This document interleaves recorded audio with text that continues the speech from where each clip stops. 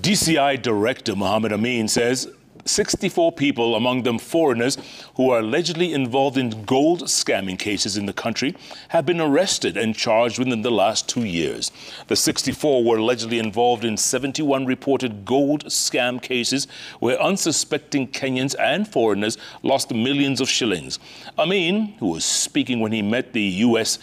Federal Bureau of Investigation's Director Christopher Wray, says through the help of the FBI, DCI has been able to track down some of the suspects using social media. Now, Director Wray has promised to partner with Kenya in dealing with transnational organized crimes such as the fake gold business and human trafficking. The story was produced by very own Njoroge Gatete.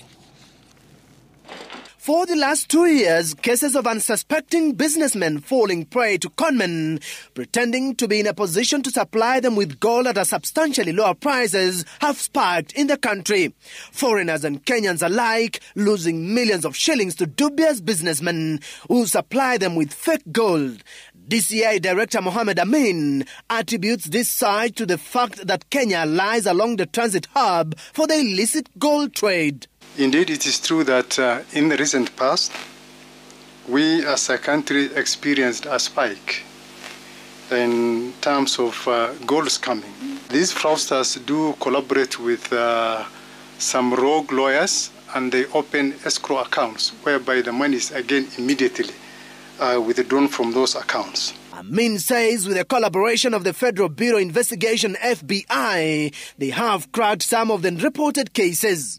Out of a total of 71 reported cases, we were able to identify, arrest and prosecute 64 people.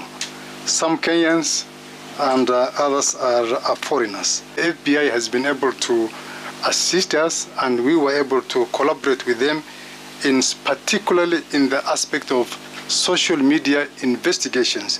Money laundering, of course, that's always an important part, and part of what we do is try to follow the money.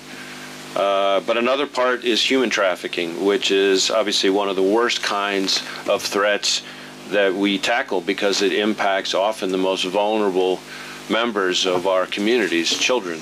Ray, who held a meeting with Amin at DCI headquarters as part of his 5-day working tour of the country, has outlined FBI support to Kenya's war on terror through the Joint Terrorism Task Force. We are working with our partners here in Kenya to provide cutting-edge tools so that they can get those tools in the hands of the investigators out on the ground and identify threats and stay ahead of those threats. The FBI director who also toured Dusit D2, where terrorists carried out an attack on the 15th of January 2019, leaving 22 people dead, says Kenya is a crucial partner in fight against terrorism with a continuous threat posed by Al-Shabaab.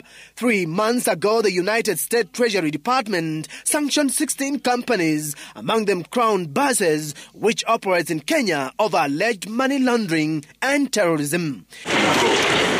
The FBI director, who also held a meeting with EACC CEO Twalib Mbarak and Director of Public Prosecutions Renson Ingonga, has said that the United States of America and Kenya will enhance partnerships to counter transnational corruption and economic crimes. Investigating corruption has been at the heart of the FBI's mission for many, many decades, and it is among the most important threats that we investigate because corruption strikes at the heart of the rule of law. They are cases to pursue, but they are incredibly important cases to pursue, and we look forward to collaborating more and more with DCI on that very important front. A team of over a dozen Kenyan investigators are expected to begin undercover training at the FBI Academy in Virginia late this month.